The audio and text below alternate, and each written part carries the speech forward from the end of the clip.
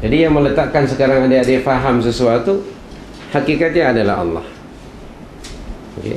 Dan ilmu yang adik-adik tahu sekarang ini melekat di dalam minda. Dia diserap oleh minda kita segala maklumat itu, dan kemudian menjadilah pengetahuan. Tahu sesuatu, mengerti sesuatu. Nah, pengetahuan di minda ni, jika ia meresap pada hati dan meresap pada hati, ia barulah menjadi ilmu.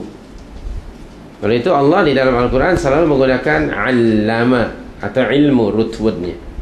Dia bukan ma'rifah, ya. Adik-adik dalam bahasa Al-Quran ada disebut ma'rifah, sudah jadi bahasa kita. Pernah dengar ada orang yang dipanggil yang arif? Siapa dia? Yang arif itu para hakim disebut yang arif, maknanya yang mengetahui. Ma'rifah tu pengetahuan, ilmu bukan ma'rifah.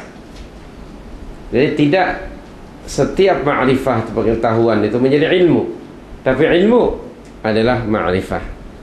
Jadi bezanya ma'rifah itu sekedar tahu di minda saja, tapi ia tidak meresap di dalam jiwa yang akan mendorong seseorang itu untuk melakukan atau mengerjakan sesuatu berdasarkan kepada ilmunya, dan dia remain in our heart. Itu namanya ilmu, dan dia menjadi light yang akan membawa manusia, mengeluarkan manusia dari kegelapan kejahilan kepada ilmu.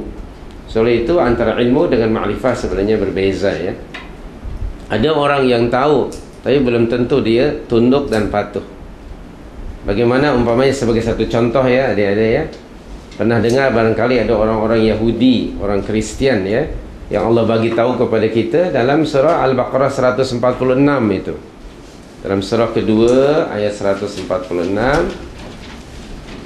Okey, Allah memberitahukan kepada kita tentang orang-orang Ahlul Kitab, yaitu orang Yahudi dan Kristian. Nah, Allah berfirman di sini surat 37. Okay. Yaitu firman Allah, alladzina atainahumul kitaba ya'rifunahu kama ya'rifuna abna'ahum. Kan kalimah ya'rifunahu. Ya'rifunahu maknanya apa?